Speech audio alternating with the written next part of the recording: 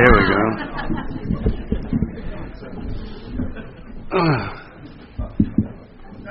Hi, everybody. My name's Sandy, and I'm an alcoholic. It's very hard to tell you how happy I am to be here. I've missed all of you, all my fellow speakers and friends, and it was quite a trip, but it worked, and I'm just real happy to be here. I think one of the things I wanted to talk about was the spiritual path that ended up revealing itself to me as a result of the steps. And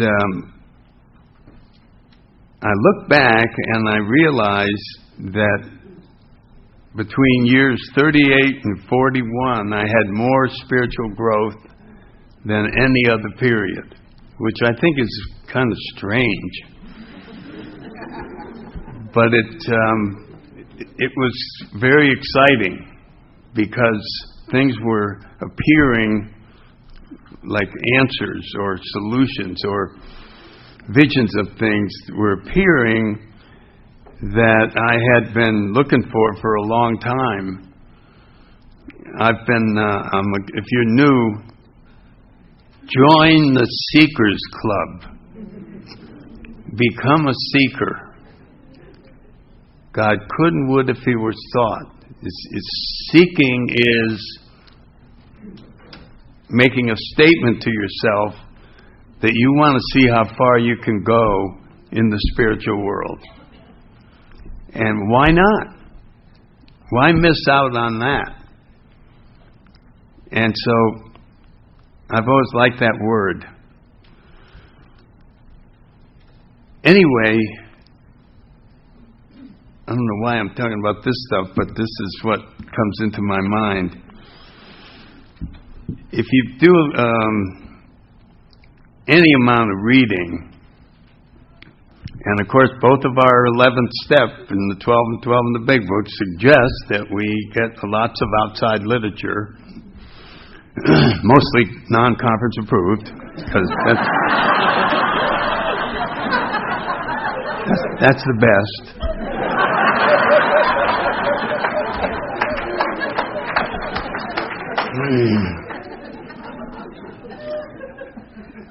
And it's all to assist us on with the spiritual path that we're on in AA. It's not to have us leave AA and try something else. It's to, and the big book and the 12 and 12 talk about our libraries are filled with this, and we have many spiritual teachers we could go to. And we have all these things. And I would coordinate it with your sponsor, but it is something that is an individual adventure. When you get to seeking and 11th step or whatever you want to call it, this is a decision that you're going to make on your own. And I'm trying to encourage you to make it and see what happens, and just shoot for as much awakening as you can achieve in this lifetime. Anyway, if you read many books, you find out that one of the only things that you can know for sure is that you are. That's one thing you know. I am. And there's just no disputing that. Now, whether you are, I don't really know, because I'm not you, so I can't be so presumptuous as to assume that you are. But the trick of the riddle is to finish the sentence, I am what? And that is quite a puzzle. And I think it was, I knew that anytime you added a word to that level of seeking, the way you knew that it was true was the impact that it had on you. This is what is said about the truth a lot, and how long it lasts. And so we know we have things in AA that hit us really hard, and 20 years later they still hit you hard. You know you're probably onto something. And I think it was in that 38th year, I had gotten no word. Every word I tried, it wouldn't add. It would not last, wouldn't stay there. And the word that came along was eternal. And when that hit me as a true fact about myself, that I'm eternal, it was just so exciting. I mean, to realize that that's our true nature. There's something very revealing about that.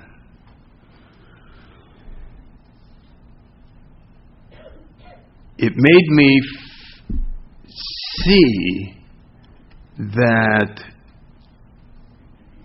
we have been part of this whole universe since it started. And to me, that's, I don't know why, but that's really exciting. It is just amazing. And I think I've talked about before that one way of looking at the universe is that it started, whatever it is, 17 billion years ago, or I'm not sure. Or that the Big Bang is still happening. I like that better. And I've also liked to think about the fact that AA could have a Big Bang. And I've talked about this before. The moment when something that has never happened before happens, and it changes things forever. And if you talk to AA old-timers, there's probably 3 events that would be classified as the thing that started AA. And probably 1/3 of the room here would vote for Bill being in the lobby of the Mayflower and deciding that he better find another alcoholic. And another one may be when Ebby came to see Bill, and Bill could not understand how Ebby could look like he did. It wasn't anything that Ebby said. It was the fact that Ebby had been transformed into something that Bill didn't understand, but he wanted it. He didn't care about religion. That was all that. And so there was this moment when Bill's mind was open to the idea, because he had nothing to do with religion. He wasn't a church person or anything like that, even though Lois's father was a minister. And the third one, and it's the one that I chose, is Bill's hot flash in the town's hospital. That's what he called it later on, his hot flash. And he said a prayer that started AA. Now, I've always been fascinated with that prayer. I don't think you'll find this prayer in any church, because it starts with, if there is a God. No, that's it. That would have to be a church that's just getting started, if you know what I mean. If there is a God, I mean, what the hell is that? That's the prayer of a very desperate person who's trying to change his mind and doesn't really know how. So he says, what's real? You know, Ebby, whatever that thing Ebby is, if there is something like that, please show himself to me. And in the next instant, we had a transformation of a human being where he never was to drink again. And at the same time, it was put inside of him the pure energy to go out and save every drunk in the world. That's a powerful thing. And it turned out to have that much power because Bill went on and devoted the rest of his life to fulfilling the energies in that transformation. When we study and look at what he went through in the early years of AA, living in 60 different homes and people loaning him cars and Lois joining in with him and all these things, all out of a singular moment, just boom. Up until that moment, there was no hope for any alcoholics anywhere. Well, the Peabody movement was helping a little bit, but there really was nowhere that you and I were going to go. We were going to end up in an insane asylum or suicide or somebody killing us, but it was not going to be a happy ending like there is now. And so we could say that moment in AA, where are we now? We're almost at 80? How many years are we old? 75. Yes, that's right. Next year in Atlanta. That we could say that Big Bang is 75 years old, or we could say it's still happening. I don't know why I like the idea that it's still happening. It's just rushing along, sweeping in new alcoholics and offering them the same transformation that Bill had. And I don't know why I find that very exciting, that it's still happening. That when you have that experience, it's the same one that Bill had. And it's the same energy. And it just gives me a great feeling that there's something very divine about the order of Alcoholics Anonymous. We've had a little history meeting in Tampa for a couple of years, and history will really reinforce your spiritual program. As you become aware of how this whole thing evolved, mostly in absolute opposition to what Bill's ideas were. Oh, we need a lot of money. I'm sorry, but money will spoil it. Okay, well, then we won't get money. We need a chain of hospitals. No, we're not going to get a chain of hospitals. Well, we need paid missionaries to go out. No, we're not going to get that. Every idea he had just seemed to get blocked through divine blockage.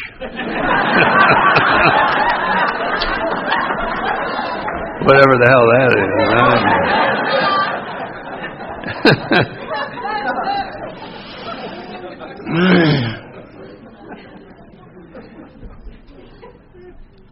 And so I think his experience, that moment, really is eternal.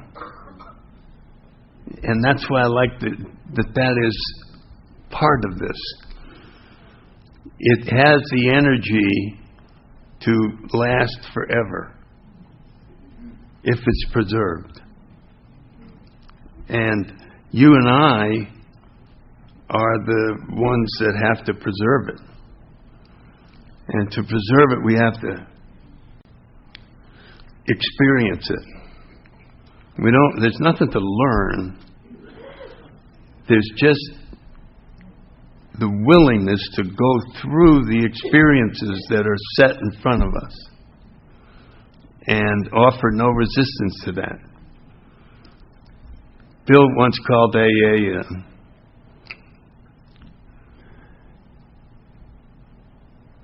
utter simplicity encased in a complete mystery. And when you look at this 4 words that I think capture all of Alcoholics Anonymous, let go and let God.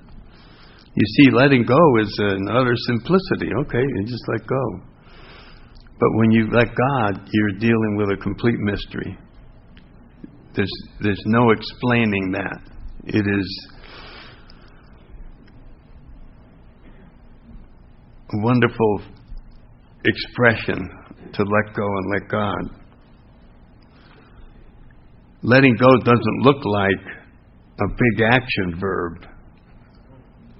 When you say that this is a program of action, you hardly think of letting go as, yeah, I'm going to be out there letting go all day.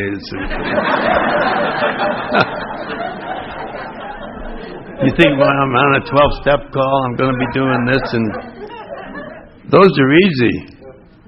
Letting go is not easy.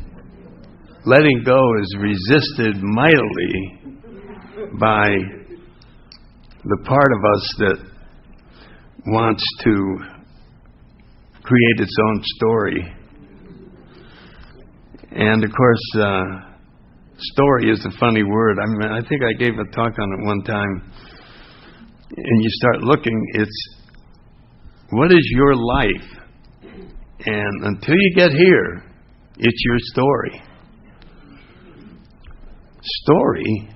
Where are the facts? No, there's no facts. It's just a story. You follow what I'm saying? It's just a story. Well, where'd the story come from? I made it up. Where the hell do you think it came from? It's my view of things, which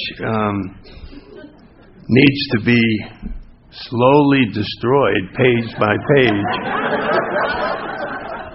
so that the truth can be revealed. So we get our big book, and what does it say? You open the damn thing up, it says the story of 100 alcoholics. And then when we go right off the bat, we got Bill's story. In the back of the book are 29 stories, or however many we had. So what is it about these stories? Well, when somebody tells their story and someone else is listening, something happens. And we call it attraction. 12-step calls were sharing our story, our experience, strength, and hope. We didn't say to the person, "Hi, I'm here to help you. Tell me about yourself," which was been happening to alcoholics throughout eternity. Well, sit down and tell me about yourself. And they're taking notes and they're going, And then when they comment, we know they haven't got a clue about anything that we're doing. So we don't listen to them. But the alcoholic comes and says, sit down.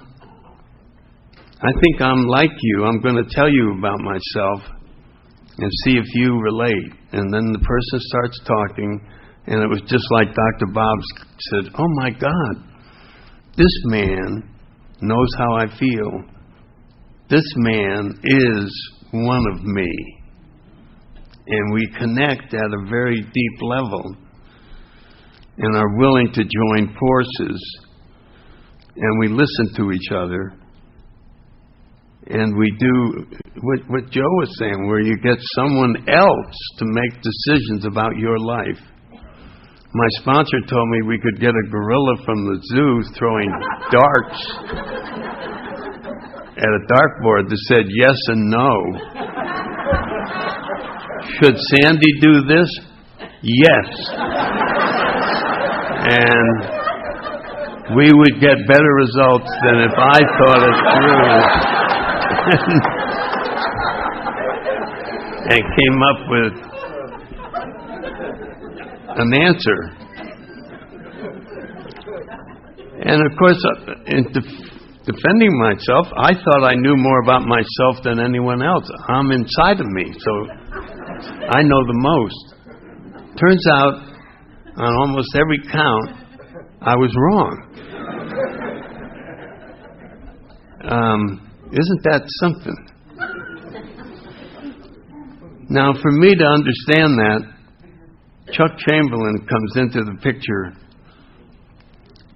very big.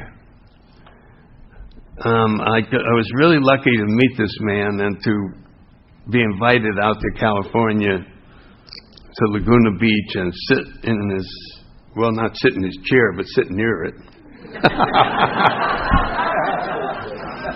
I used to say I sat in it, but then that would have been a lie, and so I had to stop.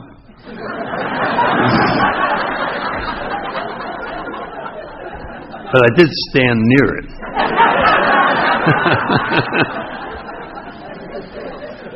And Chuck would talk, and the room would be sitting there gathered around. And you just had a feeling you were somewhere up in spirit land. And you knew everything he said was true, but you had no clue what he was talking about. Now that may sound strange, but that's sometimes the way spirituality is. You can't quite see how this could be true, but you knew that Chuck was a very important person. And of course, he reduced everything in AA to its utter simplicity, which is what Bill described AA. In your own lives, if you practice this, reducing things to simplicity, and I tell people that I sponsor, if you're at a discussion meeting and you get through talking, later on, think about what you said and see if you can say it in half the words and still cover everything. This is simplicity. This is getting rid of things that aren't necessary. And it's a great exercise in becoming spiritual. Reducing things to their simplest form. When Chuck came out with that statement, I've been thinking about it for all these years. There's no way to reduce it any further. He just got it all the way to the end. And what he said was that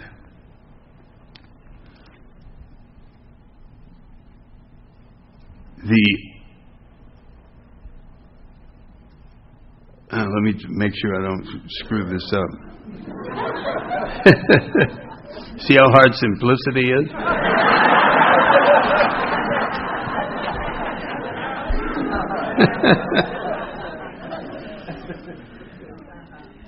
There is only one problem that includes all problems. And that problem is conscious separation from others and from God. And there's only one solution that includes all solutions. And that solution is conscious contact with God. So, the solution to everything is conscious contact. The solution to everything. And all problems are conscious separation. And he goes on to draw the diagram that just everybody knows it if they've read the book and seen it in there. But he draws a circle, and he says, in this circle is everything. This is the entire universe. This is God. This is the entire universe. Everything there is in this circle. And just outside the circle is the alcoholic, who thinks he exists in addition to everything. Now, this is a tricky thing to do.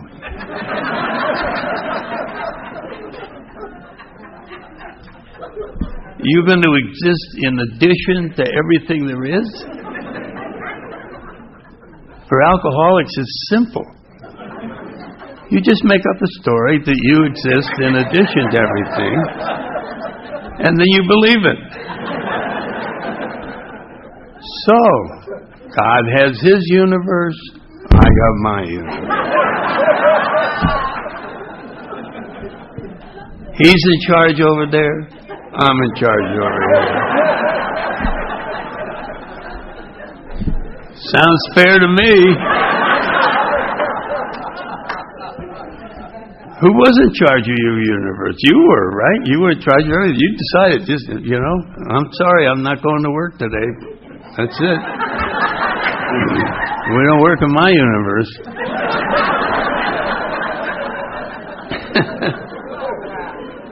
And so, gets lonely over there. And we wonder why. And other people seem happier. And people are telling us, all your ideas are wrong. And we don't like to be wrong. But the only way to get out of there is to admit we're wrong and come back home to our real world. Now, the wonderful thing about the disease of alcoholism is it makes a person desperate enough that they might give up at least a part of their universe. I was willing to give up Rhode Island.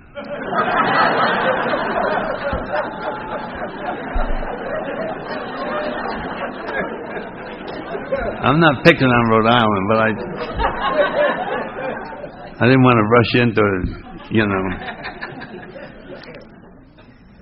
But eventually we realized that, as Joe was talking about, we're going to have to make some huge changes or it's all over. This is why AA is so successful compared to churches and other spiritual activities. We cornered the market on desperation. In other words, people don't come here on a roll trying to get their resume improved or something like that. They really, you got to be feeling bad to come into an AA meeting. Anyway, because of this desperation, pride, the human ego, what do you want to call it, is willing to surrender.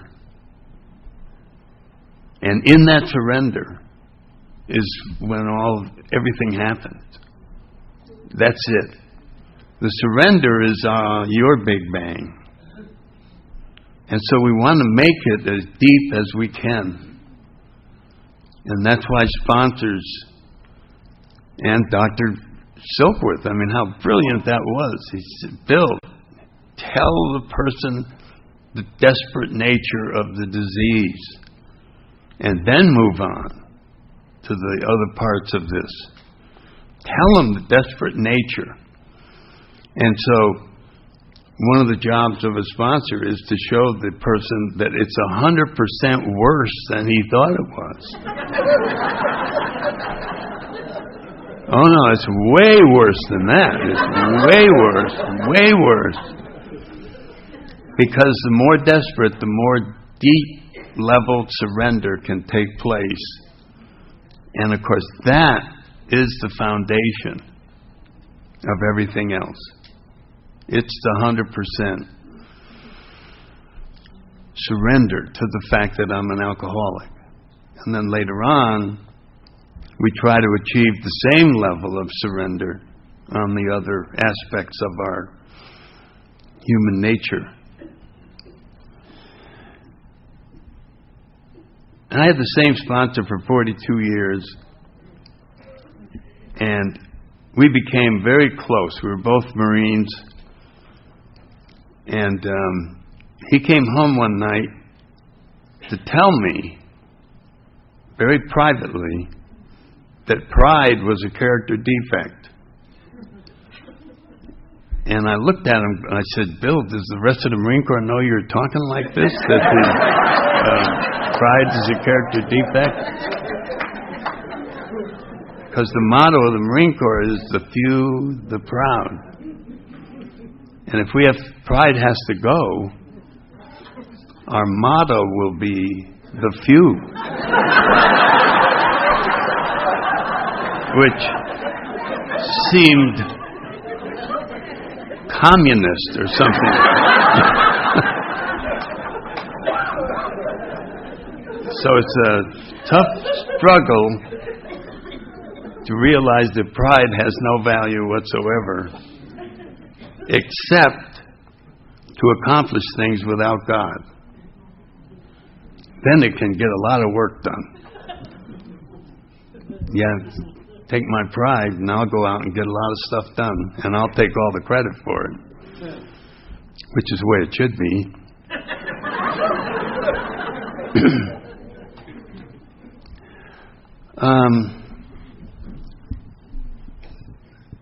So getting back to I am eternal,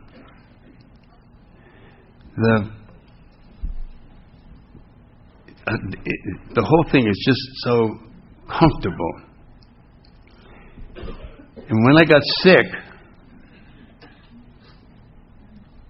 and was in the hospital and saw the actions of other people who were totally disrupting their lives to be there. I mean, they were just going out of their way. I mean, Christine, I'd look up and there she'd be, like a nurse angel or something. And I knew that it was inconveniencing. She had to work and she had to do all these things, and I saw the fourth word in that equation, and it was love. And so it came out that I am eternal love. Who would have guessed that that's your fundamental nature? Because it doesn't get a chance to be exposed. There isn't the opportunities for it to be revealed that that's what 100% of your energy is. And you've made up a story that you're a piece of crap. What a shame, huh? And it's a very great struggle. I saw a kid in the club that I go to, and he finally got something like 8 months, and his mother came down with Alzheimer's or something, and he decided to take care of her. And he was transformed. I mean, you could hardly realize this guy. He just looked so different.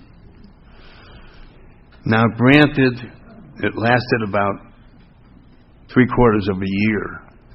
But to go to that level of supplying pure love is, in today's world, is quite an accomplishment. And he went back out, but he's back. But even he saw something in himself that he couldn't believe. That he was able to do that, even for 9 months, was remarkable. And I watched him, and it just became more and more apparent that this is the energy that you and I are built on. And the object of seeking and of continuing our growth in AA is to have the privilege of moving into that energy and living there. Now it looks extreme. Mother Teresa looks extreme, and the people who are taking care of their mothers or fathers, you realize this is like a total commitment to someone else. But that is what we were born to do. And to get there is something that few are going to experience unless they try for it. And so it's hard to imagine that that would be a goal. Because like you, I like to have fun. You know, what about this? We'll talk about that in step 6 and 7, which they take a look at this idea and they go, are you kidding? That's certainly not why we're here. And we'll come up with many arguments against such a conclusion. I'm sitting up here, and when I heard that song to Clancy, and it started out with love, that's all I see in Clancy. I know he doesn't like me saying this. He wants to be mean and this and that. It's just like this eternal well of love just has been amongst us all these years. And I didn't see it until recently. I didn't see what it really was. It's beautiful. But it's very difficult. It's not easy. Well, that's enough of that.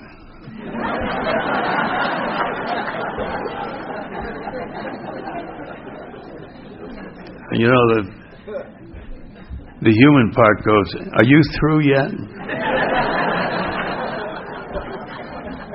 Let's come back to the real world. Yeah. For those of you that are new, you're very lucky to have someone talk you into coming to a conference.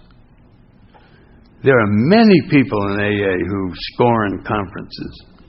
There's parts of the country where they never have them. And it's a shame. Because there's definitely different types of people who have different gifts. And these gifts were meant to be shared.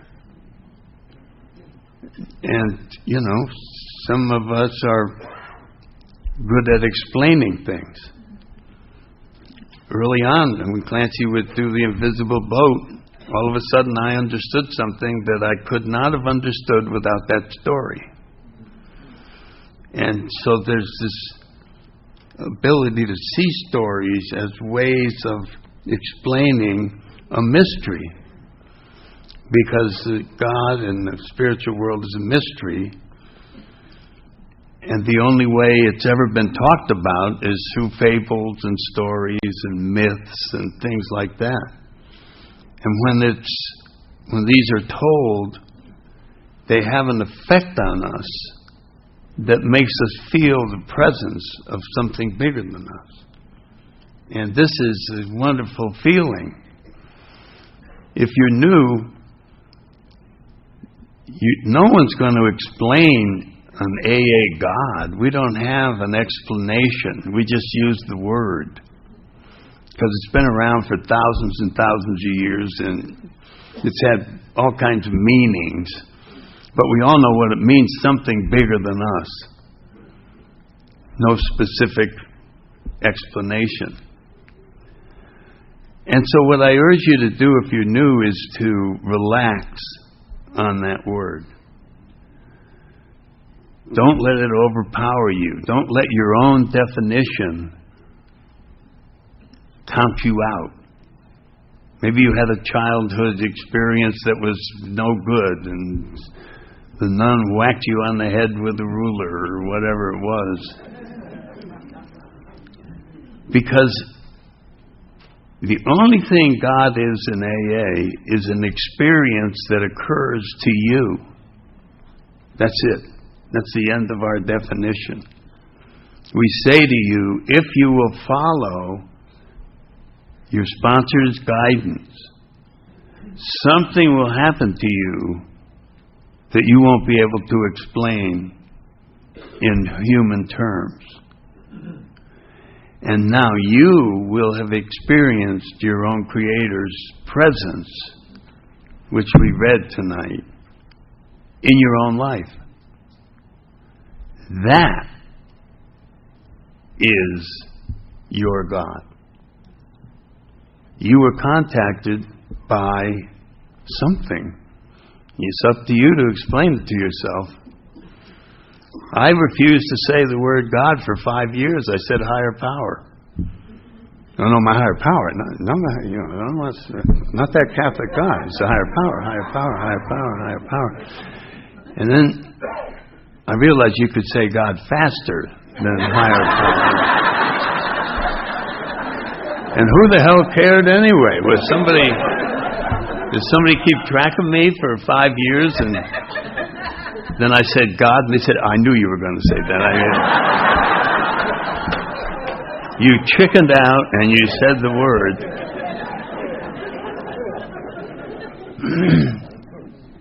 So as you can see, AA is a program of action, not thinking, that is designed to produce one result: conscious contact. Right in our 12th step.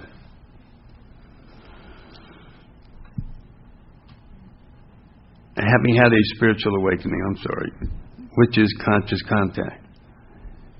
What we do with this is up to each individual.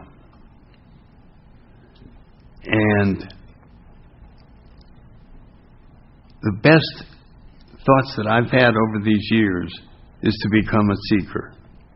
I don't know why that has stuck with me all these years. How far can I go spiritually? Because the farther I go, the more useful I'm going to be. I will not be able to stop myself from being useful. The force will be too strong. And there's many people in this room know what I'm talking about.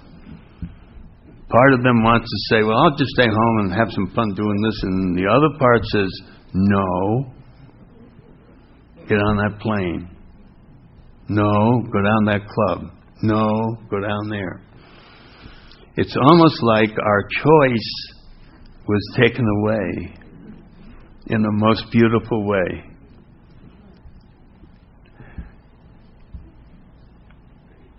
I think that God put a longing for Him inside of us. And there's nothing we can do about it. And it's going to torture us until we figure out what the heck it is. And then when we do, and we become in harmony with this, we will have solved one of the great riddles that human beings have to try and figure out. What the hell are we doing here? You know, I mean, I like the idea of just blowing up the planet and Stupid things like that. But we're just blessed with spiritual unrest. It's hard to think of that as a blessing. God, I can never get comfortable. I can never be at peace. I can never be here. Yeah, well, keep trying. Keep seeking. So if you knew we're all on your team, this may have sounded like some bizarre commercial for outer space.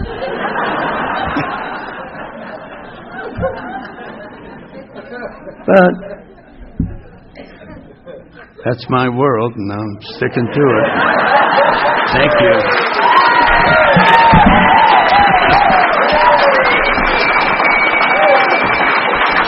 Hey, buddy. Stay here. Yeah, right here.